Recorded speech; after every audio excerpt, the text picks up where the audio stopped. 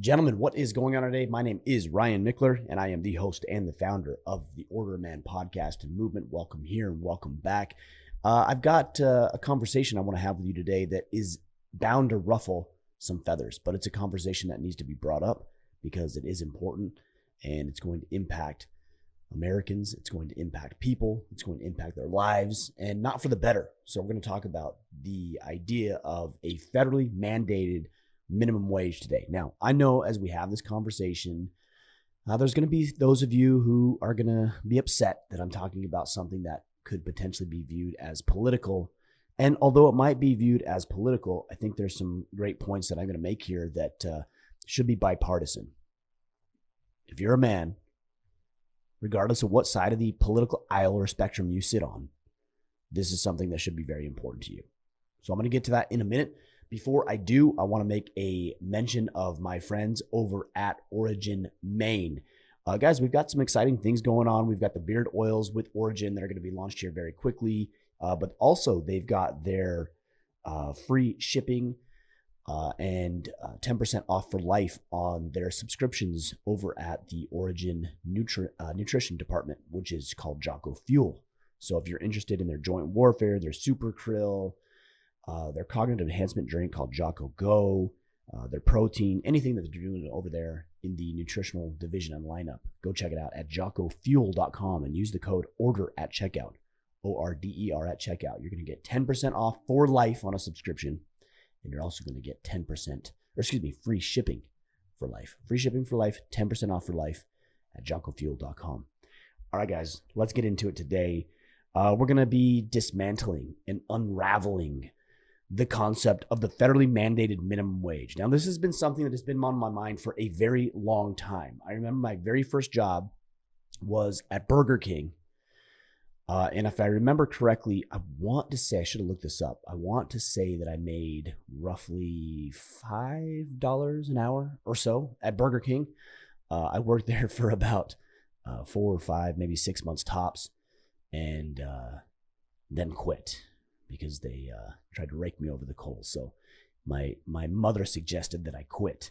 But that was my first job, real job. You know, I had some odds and ends. I was doing some landscaping and helped some people out here and there, and they paid me under the table as a high school kid. But that was my first real job. And ever since then, I've really wondered about this idea and this concept of minimum wage. Is it helpful? Is it not helpful? And as we have a new presidency in the Oval Office now, which, by the way, this is not meant to be political. It's just some thoughts that I think we need to address as men. There's been a lot of talk about the federally mandated minimum wage of $15 an hour. Now, what's funny is that it's not even funny. It's just not going to serve us. It's not going to help anybody. It's going to hurt us. And so I want to talk with you about 5 different points that I had been thinking about, that I had been pondering and wondering about and discussing over the past several weeks now as we hear about this federally mandated minimum wage. And I thought it was very important that we talk about this today. And maybe you agree with some of what I've had to share. Maybe you agree with all of it. Maybe you don't agree with any of it. And if you do, let's have a continued conversation.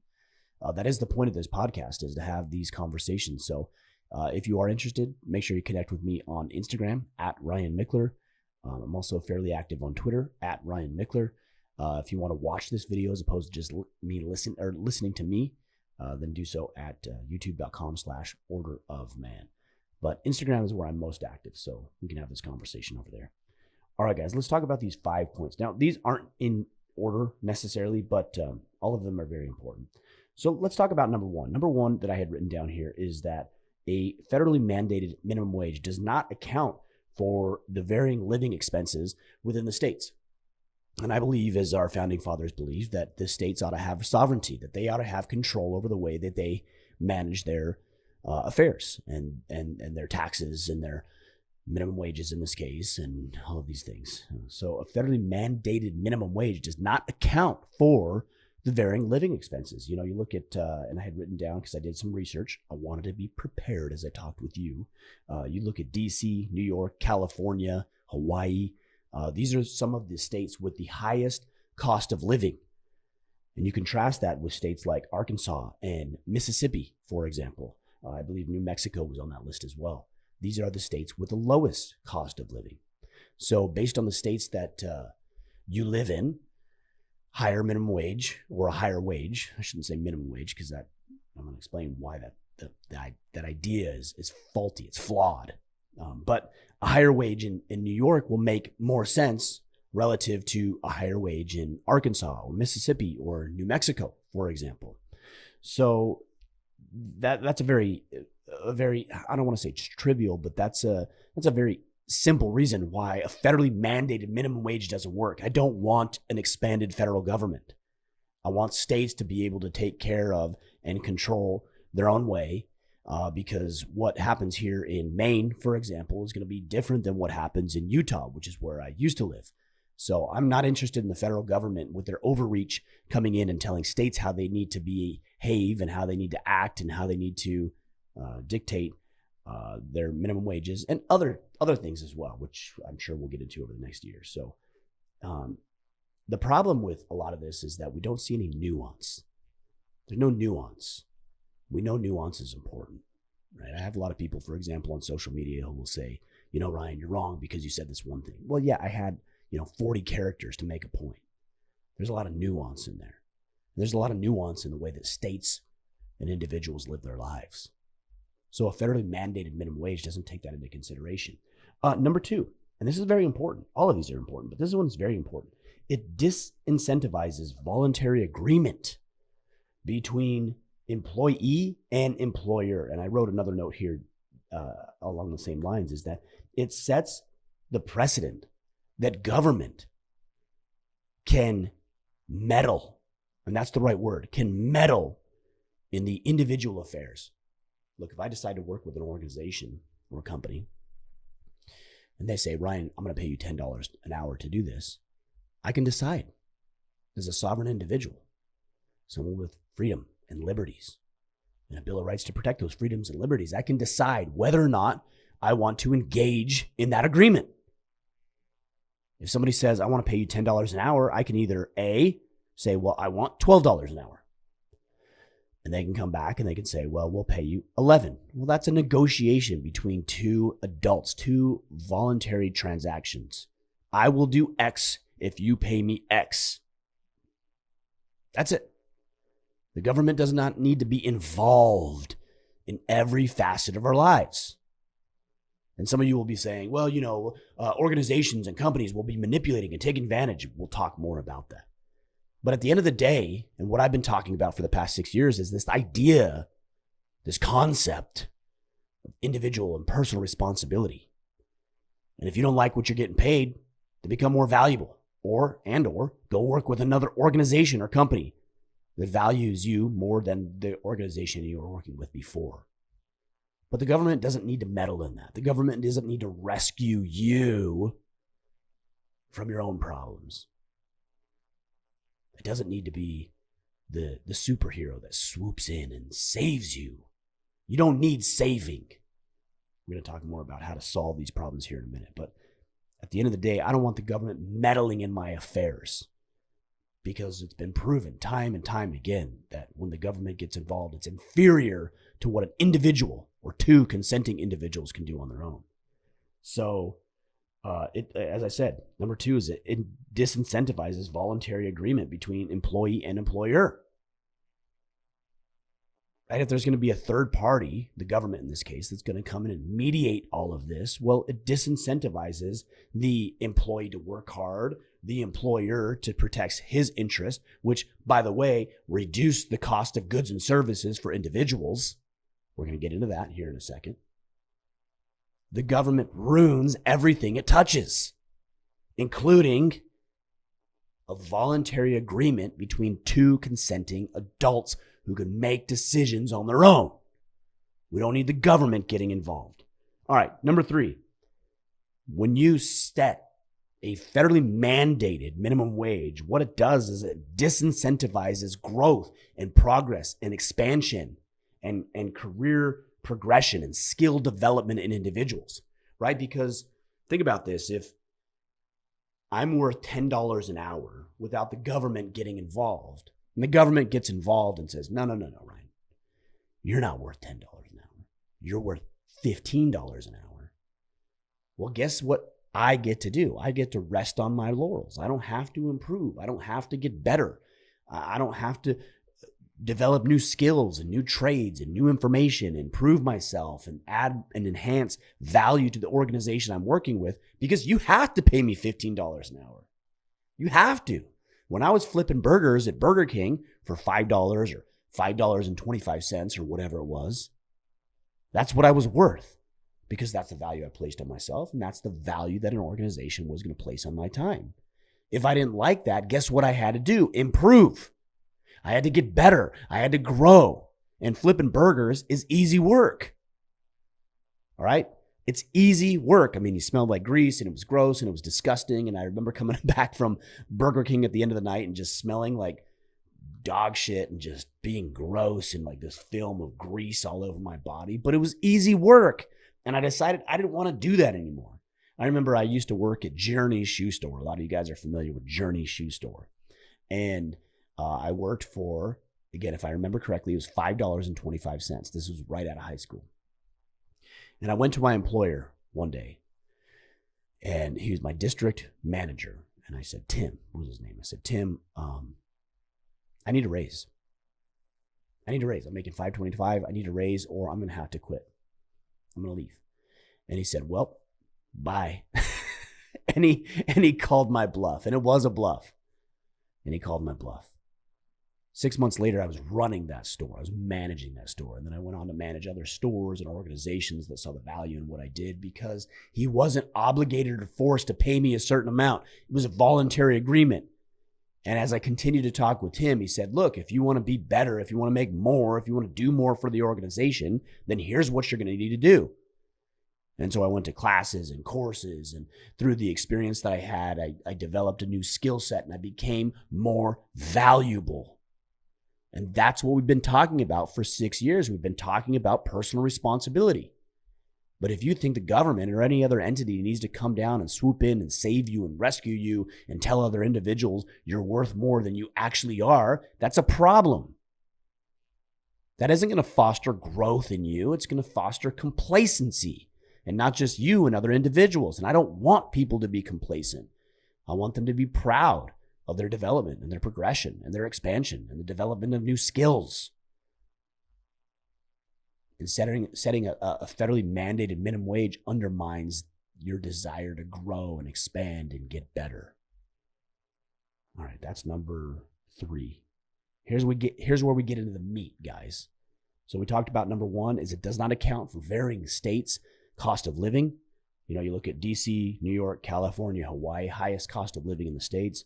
You look at Arkansas, Mississippi, New Mexico. I think Maine's probably pretty close on the list for the lowest cost of living. So it doesn't take into account the variance in cost of living for different states. And I believe that as the founders intended, that we ought to have some state sovereignty here. Number 2, it disincentivizes voluntary agreement between employee and employer. 2 consenting adults deciding that they will enter into a contract. I will do X, Y, and Z, and as I do X, Y, and Z, you will pay me this amount of money. And if you don't pay me, I quit. If I don't provide the services, I'm fired. And also sets the precedence that the government can get in and meddle with 2 consenting individuals, and they should not be able to do that. Number 3, which I just talked about, is that it disincentivizes growth and progression and skill development and career progression in individuals. If I'm making $5 or $7 or $10 and I want to make $15, well, then get your ass off the sidelines and get your ass into the game and start improving your skill set. Become more valuable. Seth Godin wrote a good book called Make Yourself Indispensable. At this stage of my life, I'm not worth $5.25, or at least I shouldn't say I'm not. My time is not worth $5.25. It's not worth $10. It's not worth $20. It's not worth $50. It's worth significantly more than that. But it wasn't when I started at 16 at Burger King.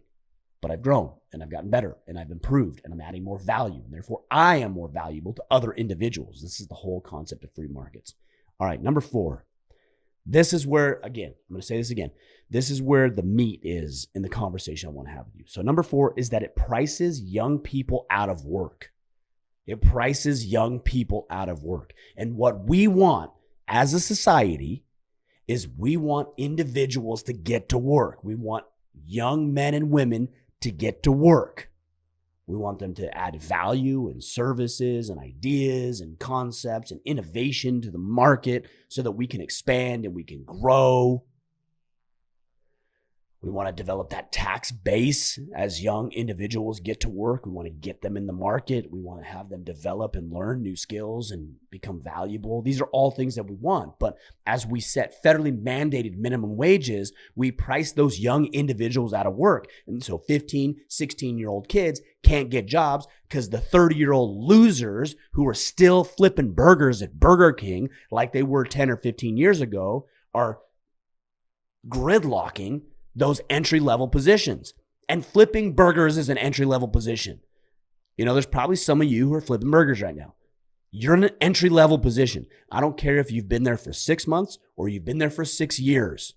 If you're flipping burgers at Burger King, you're at an entry-level position.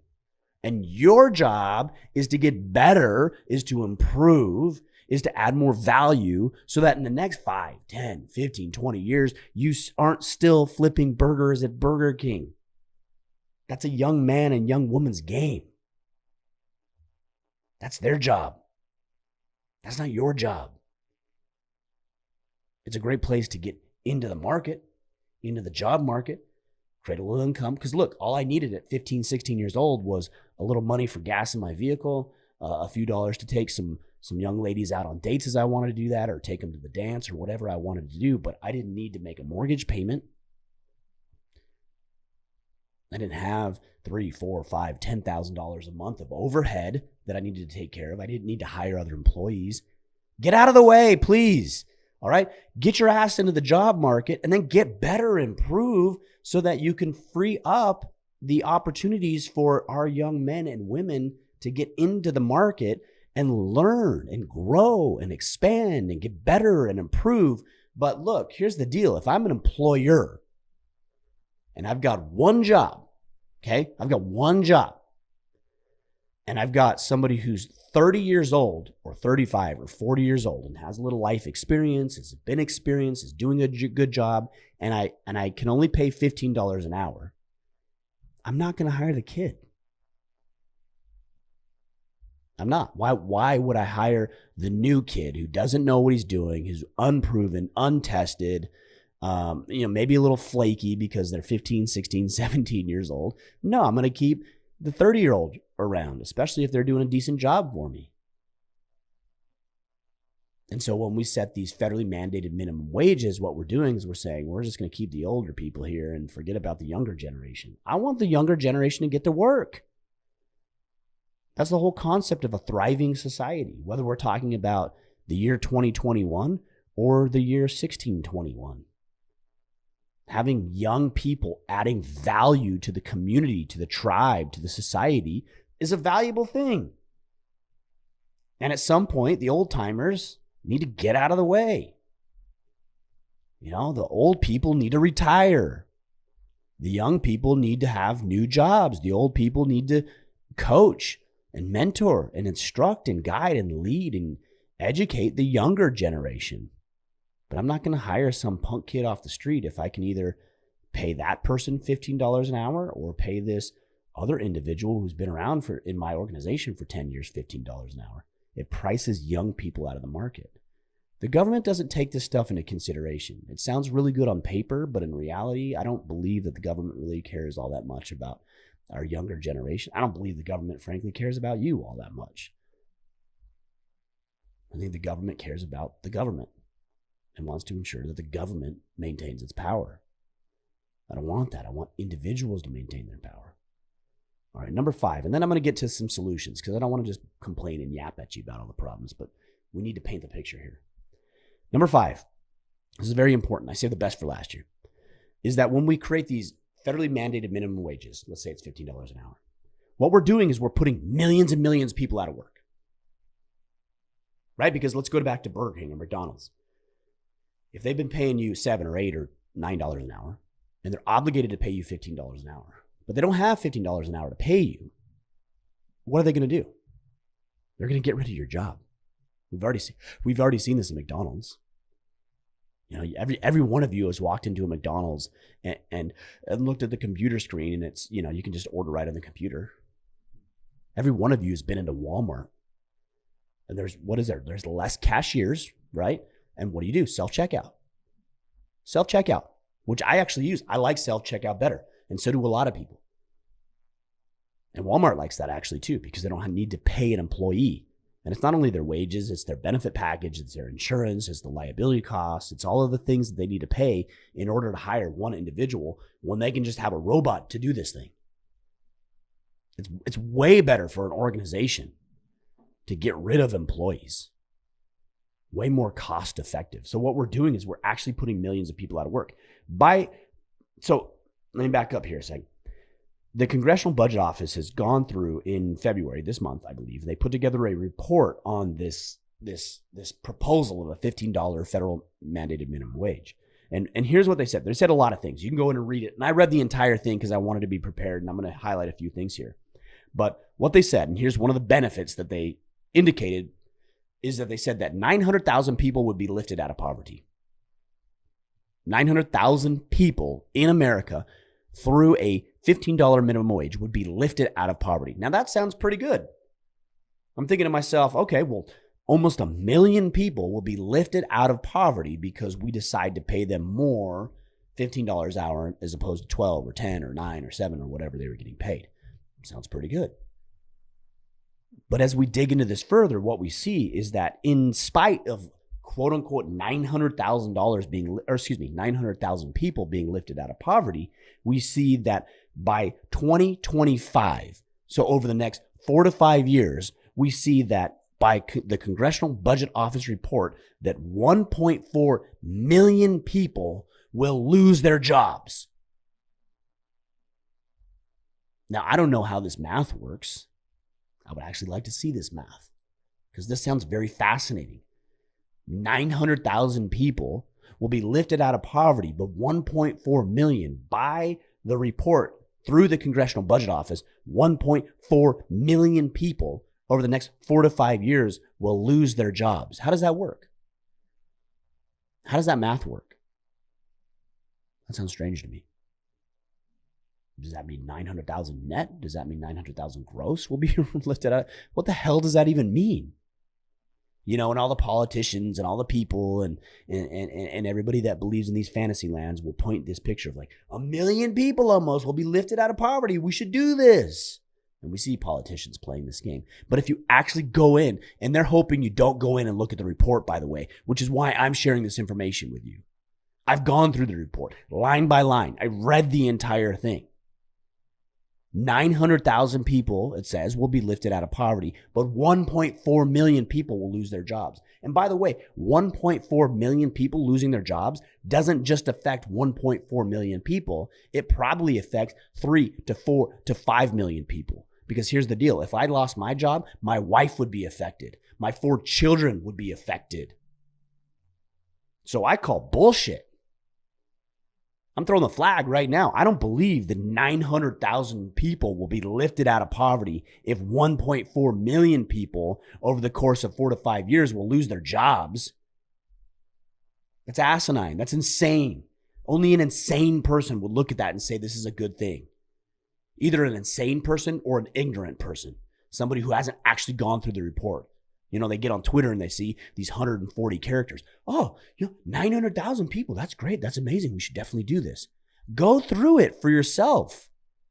Guys, our job as men is to be educated and to be informed so that we can make good decisions for the people under our care and for ourselves. All right, let's go through this and break this down even further. It says here, I've got some notes. I wrote these down verbatim. I wanted to be prepared for this podcast. It says here, $54 billion deficit from 2021 through 2031. So over the next 10 years, we'll actually incur, by increasing our federally mandated minimum wage, we'll incur another $54 billion of debt. And that does not include the cost of servicing that debt. For those of you who may not know what I mean, is that $54 billion is not $54 billion. It's $54 billion plus the interest that we need to pay on that debt. That's a lot of money.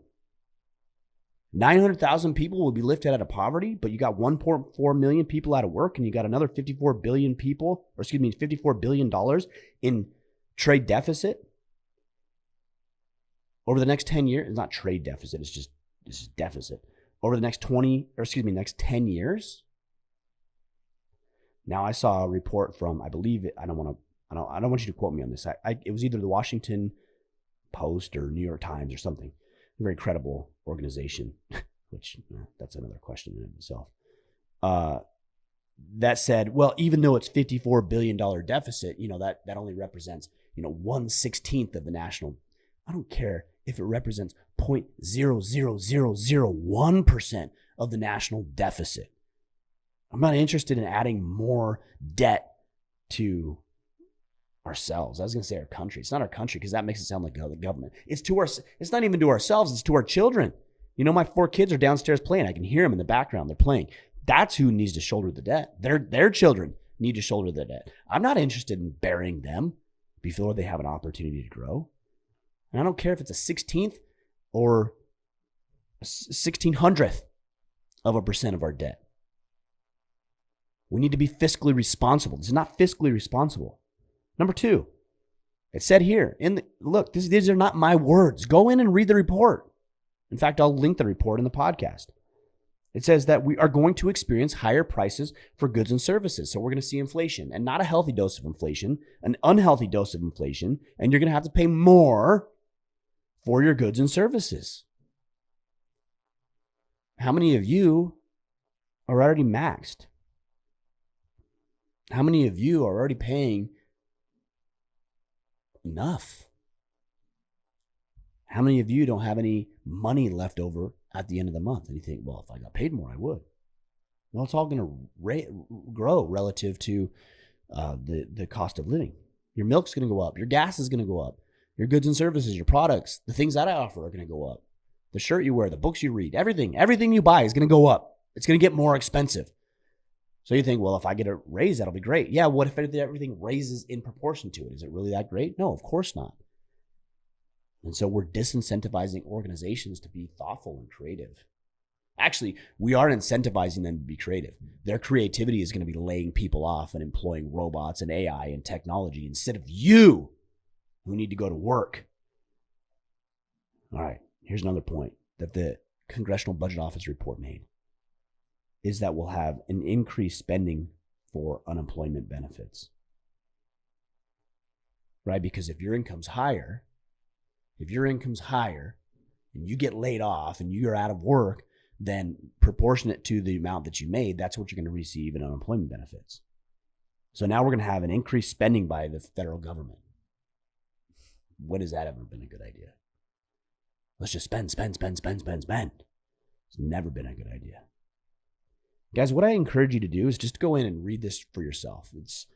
There's one version of it that's, I think, 57 or so pages. There's another version of it directly from the Congressional Budget Office that highlights what they're talking about. I believe it's 17 pages. It's bullet points. Go in and read both of them. Don't take my word for it. Don't take your representative's word for it. Don't take the politicians that you happen to be following on Twitter's word for it. It's not going to work for you. Go in, read it for yourself. Read it for yourself. Okay, now look, we've been talking for about 30 minutes. This is not a good idea. We know that. Okay, I know that personally. I'm sharing this stuff with you. I'm not telling you to take my word for it. I'm telling you to go figure it out for yourself. This is important as men. We do this. We be informed. We figure out what's going on so we can say things that need to be said. We can talk about things that need to be said, and we can make better decisions. So what do we do about this? Guys, there's one word that's the answer. There's one word, and that word is education. I've been talking about it for 6 years. You have a moral obligation and responsibility to look after those under your care. That's your wife, your children, young boys and young girls in your community. Maybe you serve in some sort of ecclesiastical calling. Maybe you're a mentor. Maybe you're a school teacher or a coach. It's your job to educate people. This is actually one of the reasons, contrary to the conservative talking points, and most of you know I'm conservative, whether you agree with everything I share or not, you know I'm conservative. contrary to the conservative talking points, one of the things that I believe in is even for our criminals, those locked up in the state penitentiaries and the penal system throughout the United States, they should be educated. We should offer those individuals education. High school diploma equivalents, post-secondary education. This is not a conservative talking point, by the way, but I think this is important because I believe that the more we educate individuals, the better off they will be. So we need to go in and we need to educate these individuals who believe that the only route or have been taught that the only route is crime and stealing and criminality and behavior that is not virtuous behavior. That's not good for us either. And so we need to educate. But outside of the penal system, we also need to make sure that if you're a father, that you're educating your children, that you're teaching them skills and resources and tools so that minimum wage is not an issue. My sons and daughters, barring their own decisions, are never going to have to worry about minimum wage because I am creating opportunities where minimum wage is not going to be a question. $5.25 an hour? Are you kidding me? $15 an hour? They're never even going to know and experience what that's like because I'm creating opportunities. Now, not so much so that they can't experience hardship or that we aren't being true about what their situation is, but I want them to know what it's like to add real value into people's lives, that they're going to pay more than what the federal government might come in and say, this is your living wage. If you're a father, you have a responsibility to do that. And one thing that we're noticing, and this is actually a benefit of this whole COVID thing that we're dealing with, I say thing deliberately because it's not actually what it's being painted as. But one of the things that's so beneficial about this COVID thing is that millions and millions of people are waking up to the dangers of the public schooling system and how we're just indoctrinating children to get into these jobs where they're paying $5 or $7, in this case $15 an hour, and to be good little workers and to do what they're told and toe the line and be the cogs in the wheel. I don't want my children to be that. I want them to be creative. I want them to take initiative. I want them to look for problems and solve problems, come up with new ideas and new solutions and new ways of looking at things and innovate and grow and expand and add real value. And that's worth more than $15 an hour, you can bet. Also, step up into your community, serve on school boards, serve in political organizations and political offices, get elected, coach sports teams. And if you're an employer, here's one, you have a moral obligation and responsibility to ensure that your employees are developing new skills and they're growing and they're getting better and they're outpacing their pay. What I mean by that is that as they develop new skill sets and they get promotions and opportunities, that you continue to present opportunities for them to get better, to improve, to grow, to expand. And, in some situations and circumstances, that might mean they graduate out of your organization. A lot of us are very selfish. We want to keep people around forever. And there's a cap. Look, there's a potential cap with where your organization is. We got to stop caring, so much about ourselves and care more about the people that we're trying to serve by presenting them with opportunities for growth and expansion and improvement. And that might mean that your employees leave you and that you were just a chapter in their life. But your job and your obligation as an employer is more than just a paycheck. It's growth. It's personal growth and progression and expansion. We've been so selfish for so long that we have things proposed like this and they actually sound like good ideas and they're not. And I think if we did a better job regulating ourselves, where we stepped up as mentors in our community, we served on political boards, we shouldered the entire burden and responsibility of raising our children, of educating our children, of giving them opportunities, of taking our employees and treating them like people, as opposed to just numbers. And we thought that, maybe this person will at some point get better than I can present and offer to them, but I can take pride and have value in bringing people into the market and into work, and then graduating them past my business so that they can go out and do something bigger and better and grander for themselves. We are so selfish. And because we're so selfish, because we don't look for opportunities to educate and to serve other individuals in a way that's going to be in their best interest, not necessarily ours, we get situations like this proposed, and people begin to believe that this is a good idea, that people need to be rescued from A, themselves, or B, other individuals. The government can do it. The government can't. The government cannot do it the way that we as individuals should be able to do it. So guys, we got a lot of work to do. I know this one's going to ruffle a lot of feathers. I know a lot of you guys are going to agree and disagree, and we're going to have contention and debates and arguments about this, which is fine. I'm all on board for that. But I'm not going to shy away from these conversations. Look, we're men. This is a podcast for men. And at the foundation of what it means to be a man is individual sovereignty. It's the ability to decide for yourself. It's to take responsibility for yourself. Good and bad. If you do something stupid, you got to embrace the consequences that come from it. If you do something great, well, you should reap the benefits and the rewards of that. I'm not interested in somebody else coming in and telling me what I'm worth. I'm not interested in other people and other organizations, in this case the government, telling other individuals what they have to do. You have to pay that person a certain amount. I'll decide, and that other individual will decide. And in the meantime, I'm going to work my ass off to ensure that I am educating people, that I am uplifting people, that I am giving them skills and information and tools to grow and to expand, where this federally mandated minimum wage is not even a thing on their radar because they're so far past it. We've got a lot of work to do, guys. We've got a lot of work to do. And I fear that it's only going to get worse before it gets better.